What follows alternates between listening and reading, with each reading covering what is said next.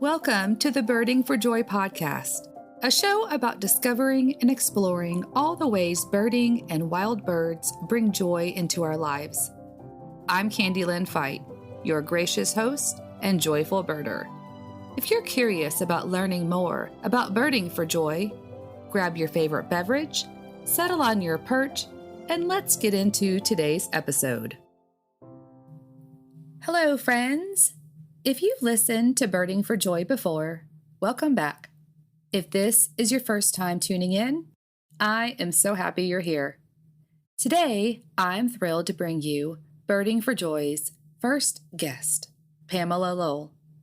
In our conversation, we discuss her book, My Summer with Ospreys, a therapist's journey toward hope, community, and healing our planet. Her experiences working as a volunteer with Mass Audubon, and we take an important deep dive into conservation and what it means to be a steward of Mother Earth. I regret to say I had terrible technical difficulties trying to record our interview and ended up with Pamela having to Zoom call me instead. My voice quality isn't the best, but she sounds wonderful. Let me read you Pamela's bio before we get into the conversation. Pamela Lowell has her master's in social work and as a licensed clinical social worker. She has treated complex emotional trauma for almost 4 decades in private practice.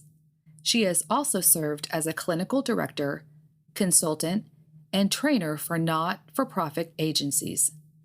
Lowell is an astute observer of both human behavior and the natural world. In her latest book, My Summer with Ospreys, she weaves together observations and personal experiences into an exciting narrative as a passenger on the Lucky Me, along with the scientists of Mass Audubon and a cast of dedicated volunteers. With original watercolor illustrations throughout, her journey towards hope, community, and healing our planet is one that can inspire us all to be better stewards of our ever-changing world.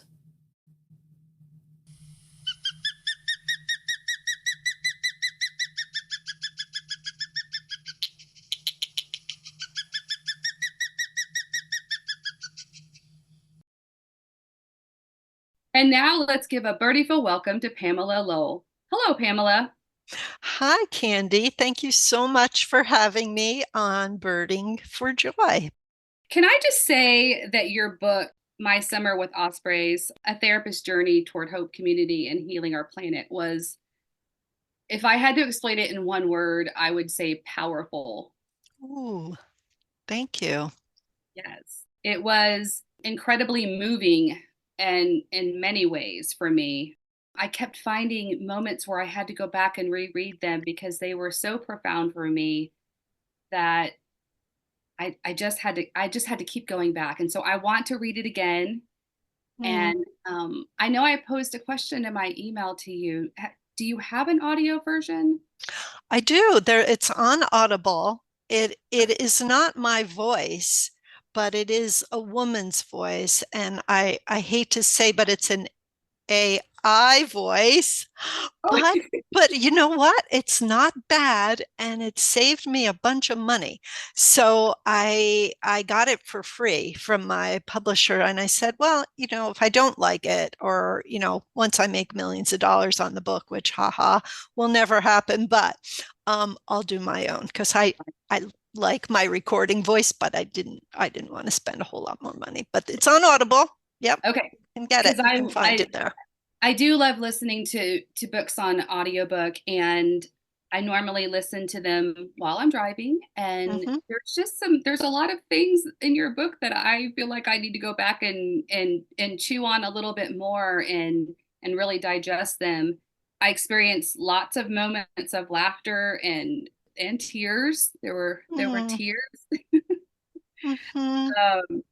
But needless to say, I'll be reading it again. So anyways, I was really intrigued by the fact that you started off with the quote by Mary Oliver, pay attention, be astonished, and then tell about it.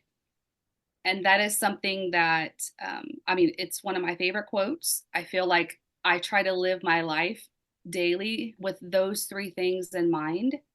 And so I'm curious as to why you decided to include it in the book? Well, I think, first of all, thank you for all those nice remarks that your listeners can't see me, but I have little tears in my eyes as you're, describing what has been really universal feedback for me, which is kind of astonishing. I sort of, my audience that I wrote it for is like my friends. I thought, well, what would my friends like? Would they laugh at this? Would they be sad at this? And that was sort of my touchstone throughout. Mary Oliver was introduced to me by a very dear friend of mine who is a social worker. Her name is Ann Mugler, who influenced me to become a social worker and a therapist. And I can't read Mary Oliver without thinking about nature and joy and mindfulness. She's just a wonderful poet. And so I was honored to include her and quotes from Rachel Carson and a poem in the book as well. Like all those women, and it's mostly women that are quoted throughout, were big influencers on me and on my writing and my life. Thank you for that. Immediately, I was like, oh, this is going to be one that I have to pay attention to. And read it word for word. So because like she says, pay attention. And there were many times that I was astonished in the book. We could probably talk an hour on Mary Oliver and her poetry. I know I read it in the book, but I want you to tell the listeners, do you have a spark bird or a spark moment that propelled your interest in birding? Well, I think I've always really enjoyed birds. I remember my mother-in-law, who's now deceased, giving me she used to name birds for me. She would say, "Oh, look, there's a nuthatch." This is before I even knew what, I thought it was a gray thing that was, at my bird feeder. I didn't know birds had all these wonderful names. And then I guess, though, we did a family trip to Panama a number of years ago, and there were just such gorgeous birds there, but we did see a quetzal. And the quetzal, I guess, a pretty famous bird, although somewhat elusive, has this beautiful long turquoise feathered tail, and it was sitting up in a tree for about an hour. And we were using the guide's spotting scope. And I just was like, wow, that exists in the universe. And then we saw all these other really neat birds too. So if I had to say, I mean, there have been moments, a lot of different moments of bridges to birding. That sort of was a connector between you can go anywhere in the world and see a bird. And that kind of was wonderful to think about that. There's actually, Candi, a Spark Bird project going on right now. So your listeners can Google that or go on Instagram and find that they are sort of interested in when people gathering stories from people who are interested in birding and when that began for them. I don't know why I've kind of dragged my feet on adding something to their website. I don't know. I need to. Have you done it? I haven't done it yet either. I confess. I'm intrigued. I'm intrigued by the project, and I plan on it. I just life. Life is busy. Yes. Okay. So how or why or when did you decide to write a book about the osprey in relation to your therapist journey? What made you decide to write that book? Well, I've been a therapist treating trauma, depression, anxiety for decades. And it's really hard to not use that lens. That's where my expertise lies. But I didn't really want to write a book about therapy. Therapy's wonderful, but it's also, it's a very private, sort of confidential. People's journeys can be tough and hard. So I was doing more joyful things in my life. Not that therapy isn't joyful, because at the end it is, but it's pretty tricky till you get there. So I was painting and I began to do the Osprey project with the Westport Osprey project. And I was meeting with an artist friend of mine, and she asked me and she writes children's books. And she said, "So Pam, like, how's your painting going?" And I said, "Oh, it's okay. I don't know. It's fine." And she was like, And then I just went on and on about these ospreys that I was seeing and I was photographing, and I was so excited. And she looked at me and said, well, I really think you need to write another book, and you need to write a book about that. And I was like, oh, Sandy, I don't know. I've written, it was 10, 15 years ago. And she said, no, start writing everything down. So she told me a bunch of stories about her own life and meeting Anne Morrow Lindbergh, who's the author of Gifts from the Sea. And she said, I can sort of picture it in my head. If you include some paintings and you write about this story. And I was like, that just feels like a lot, like therapy too. But when she said Gifts from the Sea, it sort of went, oh, it can be a philosophical book about using therapy experiences too, and weaving that in. So that's sort of a long-winded answer to your short question. I hope that answers it, but that kind of made it all make sense to include that part of who I am. Well, if you don't mind me saying, that was one of my first questions that I had emailed you the first time, but I actually found the answer through your writing. And so I'm kind of like, well, maybe I shouldn't ask the question, but I went ahead and asked it for our listeners. It was almost like the osprey, their whole species needed healing, and they needed your outlook on hope and community and the healing of their species. It was beautiful.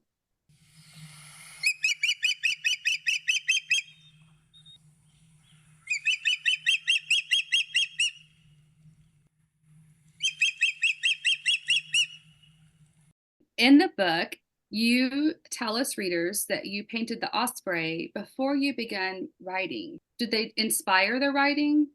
Well, that's kind of even a funnier piece of it's really a story of so many coincidences, and I'm glad that you picked up on that in some of your questions to me that you had sent. Like I said, I even started doing some little baby paintings, baby meaning really small paintings during COVID. And I had more time, and I was painting like a little tiny pictures of people's pets and things, and I would send them off to them, and just to give them some joy in their life.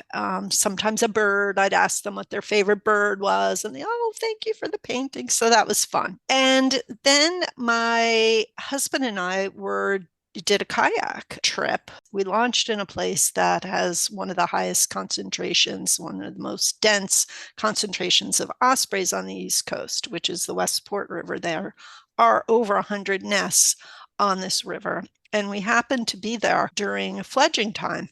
So there were dozens upon dozens of ospreys flying around all over the place. And I was in my kayak taking photographs because I like to take pictures of birds. It's kind of another thing that gives me joy. I don't really like using binoculars. I'm going to see them after.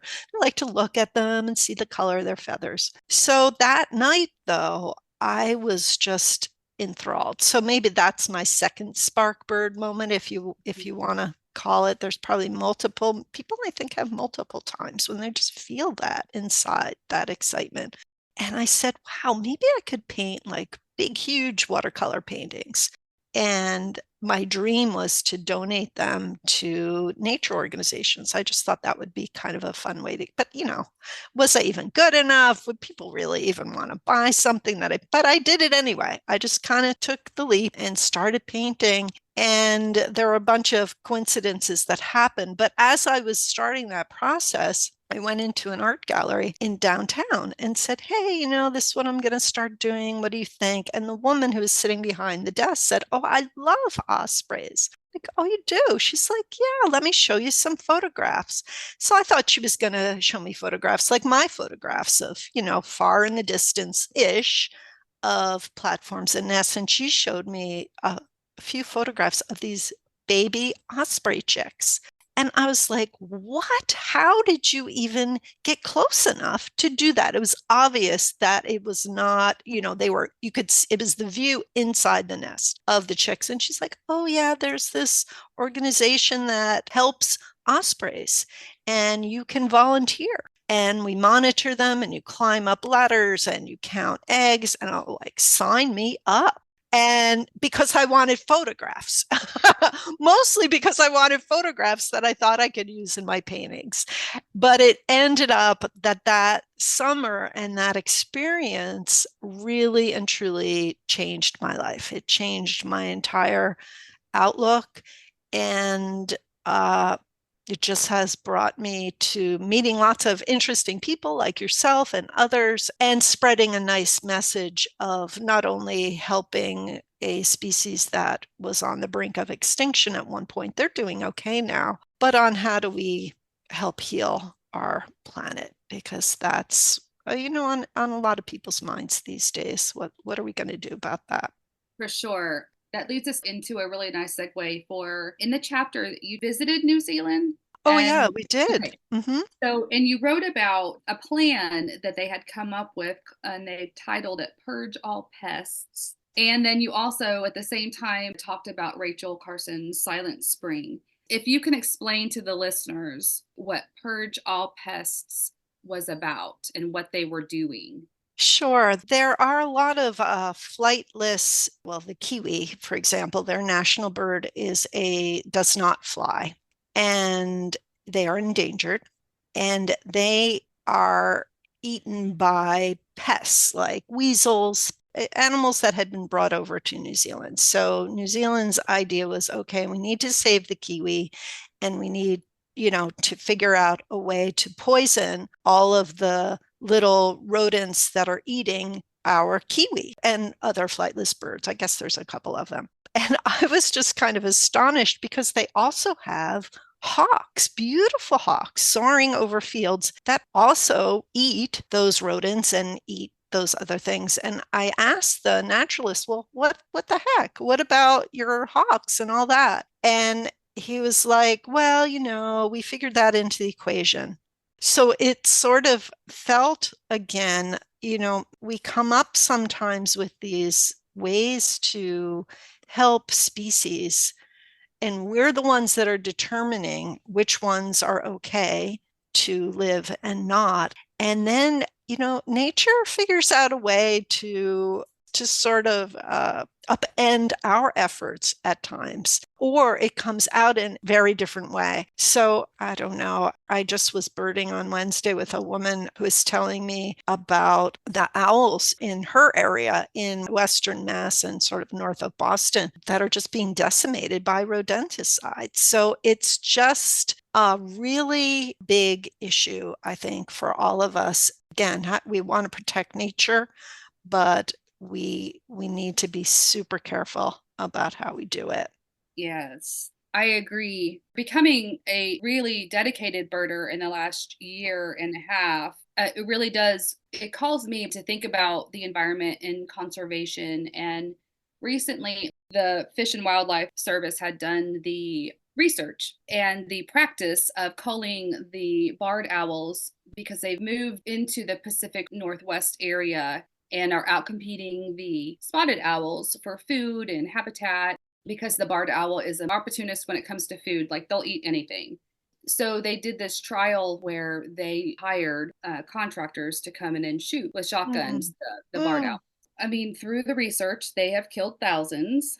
And after their trial, they determined that the number of barred owls had lowered. I don't know if you hear the irony in my voice, because of course they've lowered because they've shot them. And they did get approval from the federal government. The next 10 years, they will be culling thousands more barred owls. I don't think it could be easy, but they are using private citizens to do the culling as well. They're not just fish and wildlife people. They are hiring, hunters to go in. And yeah, I just have this uncanny feeling that we're going to go in there and do that.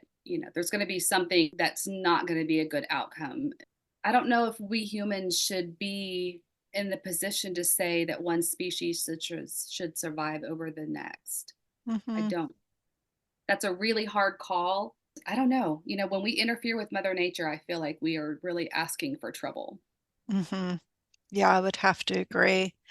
There's another wonderful author you would probably love to read her book. Tricia O'Kane, who just wrote the book Birding to Change the World. She weaves social action into her story about, just very similar themes. I think we're all sort of writing about similar themes now, especially as women. And I know I keep saying that, and there are wonderful male writers too, but the ornithological field is male heavy. Even the bird guiding field is male heavy. And I think it's time to listen to the women because we've got a lot to say about what's going on in our world, and we need more women policymakers and decision makers and youth at the table. We need young people present because this is the world that they're inheriting, and they care deeply about what's going on as well. I so agree. You mentioned a couple of times in the book about feeling hopeful about the younger generation. Specifically, I'm going to mention the Gen Zers because I have one and she's an incredible human. I love it. And all of her friends are incredible humans. What about their generation specifically gives you hope? I don't know. I mean, I can only speak for, I've always liked working with young people. 18 to 22, where you're really trying to figure it all out, has been when I've had clients in that age. It's been delightful. So when I was out on the boat with young scientists, there were 3 that I met in this process. To hear them, the young men, banter about, and not sort of, it wasn't a macho thing, that they could talk about hearing a song sparrow and how cool that was, and they can talk about science. They really are invested, and this is their world. It's their world, and they're tired of status quo. Yeah, I agree. They are already stewards of the environment. Yes. My generation and then the generation before me, my parents, we have a lot to learn. And you think that we would have learned it already and that, what to do to help our planet. But I feel like the Gen Zers, a lot of them came into this world already knowing what to do. Mm-hmm.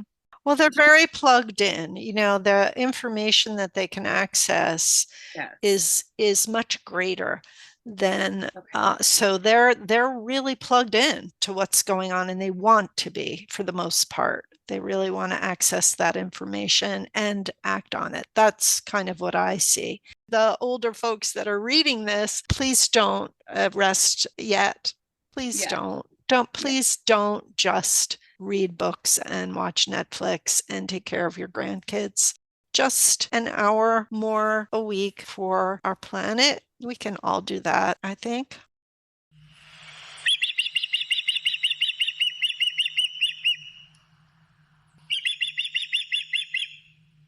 So, a steward for nature, you talk about that in the book. Can you maybe explain to the listeners what is a steward of nature and how we can become them? This is a more directly from Gina Pertel, who is the director of the project. How she would explain it is to have a movement from consumers of nature toward stewards, or in right relationship with nature, so that nature doesn't exist to please us, that we can just go for, oh, okay, yes, you can go for a hike. But if you're not doing something else, then you're just consuming nature. Right. I think that I spent many years just because I've loved nature forever, but not, and I've picked up litter. I've done my share of things, but I've also done my share of not so great things, like consuming things, driving gas powered cars and eating too much meat and not enough vegetables. Like all the lists go on and on. That can feel overwhelming. So you don't have to do it all, and you don't have to be perfect at it. And I think all of us are doing something. I would be hard pressed to find anyone out there alive today who's doing absolutely nothing. It's more connecting with other people and just asking is there something more that we could do together? And I believe there is. And I can't define that. For people are going to have to figure out what that more is, but it certainly is the antidote to feeling alone with it, feeling overwhelmed by it, feeling despondent. There's a lot of echo anxiety out there, a lot of stress and fear. And I've joined the Climate Psychology Alliance because that is their mission, to try to think about how do we help people cope with some of this as scientists and young people especially. And they hold these things called climate cafes, which is basically a big online anonymous sort of holding space for people to say, yeah, I'm really depressed about this. I'm angry about this. I'm like, I don't know what to do. And in that connection, though, people find hope. And that was really a lot of my theoretical basis for writing some of the questions that I wrote at the end of the book and thinking about it, that when people feel like they have agency, when they can model from each other, when there's a bit of accountability there, all of those, not all of them, but a lot of those feelings are transferred into hope and optimism and doing. So it's good for us. I mean, it's a double bonus because being out in nature, we're getting all sorts of research every day how good it is for us. It's hugely important, especially for depression, anxiety, but for all of us. So it's kind of a double, you get a double dip by that, by helping nature and being out in nature, you just can't beat it. I agree. It is definitely a mood booster to be out in nature. I recently started plurting, where you pick up litter while you're burning. Nice. And it makes it, Nice. I love it.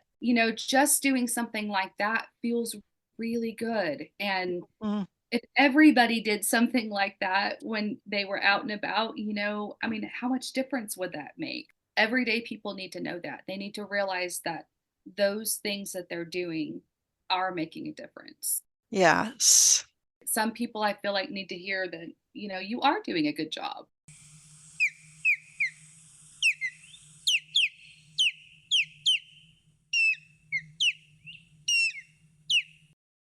I really want to talk about the joy that you got from, seeing your first chick. Can you tell us about that experience? Sure. First off, I realized very quickly that I had to overcome my fear of heights and ladders. And because the ladders were really high and the platform, I was like, oh, shucks. Didn't really put that into the equation, did you, Pam, in your volunteerism? So I did that. And actually the very first view of the eggs even was astounding. First off, because you just look out over the salt marsh and the view is incredible. It's a view that you don't see. I'm seeing the reeds from my kayak. I'm not seeing that whole outline of the marshes. To seeing the first chick was just, I mean, baby birds are just adorable anyway, but I really realized the magnitude of how few people really are able to experience that. You can see robins in a nest, which is great. I think anytime you see baby birds in a nest is just incredible, but not that many people really get to see an osprey chick up close. Very few. When I post those photos on Facebook, people like yelling at me like, how did you get those pictures? What were you doing? I'm like, oh, yeah, it was part of the science. I'm honest. I'm not doing anything illegal, because it really is illegal to do that. So that was pretty exciting. And snapping, quick little 5-second video. Luckily, wonderfully, I thought to do that because I use those in my presentations. And then the banding isn't with a little baby chick. It's with, 6-week-old chicks that are kind of big and have very sharp talons and very long feathers. I am not a banding expert, so I don't reach in and grab them, as Gina would say, like a loaf of bread. That's how you're supposed to grab them. And I don't tuck them under my arm, and I don't come down the ladder with them and squirming. But I did hold the bag, and that we put them in a sort of a mesh cloth. If they read the book, they can see even a picture of it. But my first time I was holding that cloth, that was my job as the band was put onto the osprey leg. And I could feel the heartbeat of the osprey underneath my fingertips. And I ran one of my fingers along the ankle just to feel what that felt like. Again, these are magnificent creatures that are just soaring overhead, especially, well, they live in every country of the world, but in our area, I see them daily soaring. It was just, my heart was beating pretty fast too. It was jumping out of my skin, actually, with excitement. It was thrilling. I have to say that despite the seriousness of your book, you do still manage to dribble in quite a bit of humor. And I did find myself snickering a lot. Your moments of humor were very needed for me. Because the book was, so powerful and so moving for me. So your dribbled humor moments were very well appreciated. Can you tell us about your experience when you were out birding with Alan Poole? Alan Poole. Well, Alan Poole is a world-renowned ornithologist and osprey expert, and also quetzal expert, and probably a bunch of other birds too. So, and he happens to live around here, which is really cool. When I found that out, I was super pumped because I thought, wow, maybe I can meet him someday. Wouldn't that be cool? So I tried to finagle my way into, going out on the boat with him, saying, well, Matt, yes, I could go out with this person, but I'd really, really think I'm writing a book. So well, I'll see, Pam. And, it's always last minute, like, are they really going to include me or not? It was sort of, I was just sort of an aside. And that's humbling too. You're not really that important, Pam. So that was great. But anyway, there he was. And, I was in awe, sort of agog, like, oh my gosh, like here, I was just fanning all over him. And, he's like a real outdoor guy, but down to earth. And so we went out, and it's like, well, we have to hurry up, and okay. And then we landed at a platform that was very deep water. And up to that point, it was he and Matt, and I was just sort of observing. And he was like, oh yeah, well, you and Matt can go ahead. And I was like, oh, really? Oh, okay. And I just knew because the 2 weeks prior, one of our interns had a really tough time at this platform too. But I said, okay. And I started walking, and it was like suction cups on my tivas, and it was like sucking me down, almost like quicksand, and you couldn't see. And at one point I couldn't go forward. I couldn't go backward. It sucked down a tiva, and I brought my phone with me. I don't even know why I brought my phone. My new phone was in one hand. I'm bending over trying to put my tiva back on with the other hand. And, Alan Poole's watching me from the boat. Matt's already made it to the nest. He's already way out there. And I'm like, oh my God. And then finally I just fell over because I just couldn't maintain my balance. Right in, sopping wet, 2 feet of water. My phone miraculously made it. I have no idea how I managed that. So then I took my tivas off, and I'm walking in bare feet now because I couldn't. And I'm like, what if there's fishing hooks down here there? I don't even know, but I couldn't move. So I just kept walking and trying to get to Matt. And Matt's now at the top of the nest. And he's like, oh, Pam, yeah, these chicks are not doing well. They were injured, and we're not going to ban those. Sorry about that. Sorry you fell and got sopping wet, and and also sorry for those little baby chicks. Like heartbreaking. And I got back to the boat, and Alan was like, wow, I'm really impressed. I don't think I've ever seen anybody walk in a salt marsh, in the marshes, in bare feet. And I was like, yes. Just the whole experience. I mean, you were definitely, as the name of the boat was called, Lucky Me. You were so lucky. What an experience. At the end of the book, this is the part that brought tears to my eyes, to imagine ourselves as environmental therapists. Can you maybe explain what you meant by environmental therapists to the listeners? Well, I think when I started to picture Mother Earth as a therapy patient, like walking in my door as a traumatized patient, what would she say? How would she show up? That was really pivotal in my thinking about how do we address this. So I started to think about what would that look like if all of us could be therapists for Mother Earth, if we could show up for her an hour a week in some, or an hour every other week in some capacity, whatever that look like, whatever your time is, whatever your income level is, and bring a friend if you want to connect with another person to help with the loneliness piece and help you feel more connected to the world. But that's where that's from.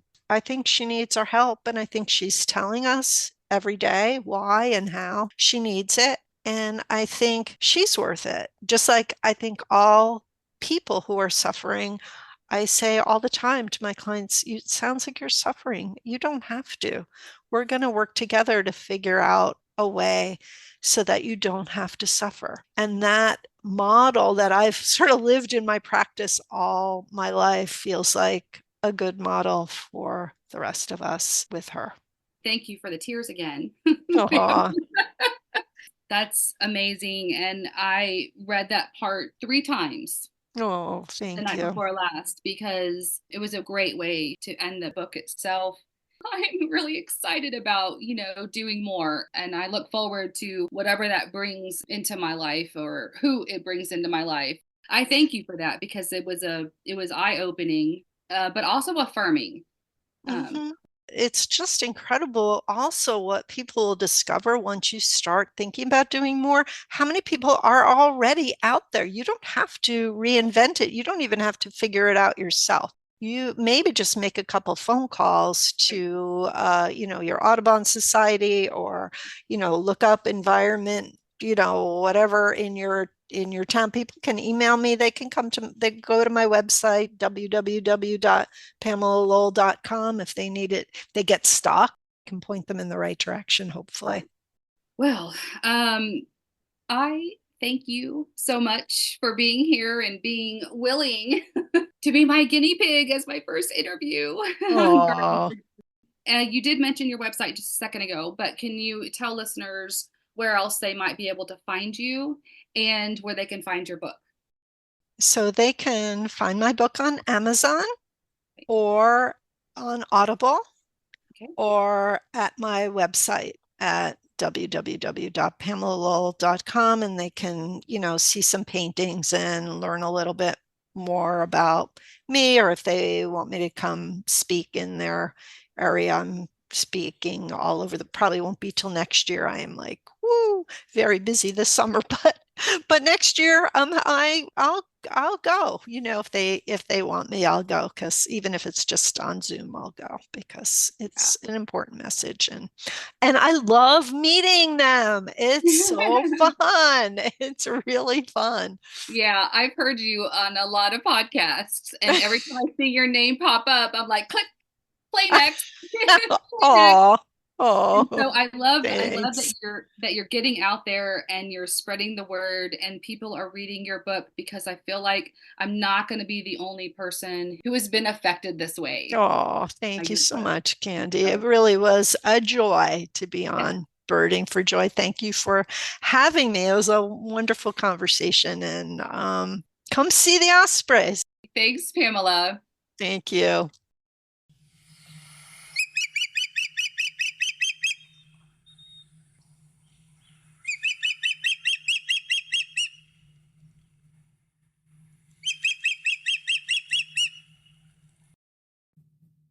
I hope you all enjoyed listening to the conversation I had with Pamela as much as I did speaking with her last month.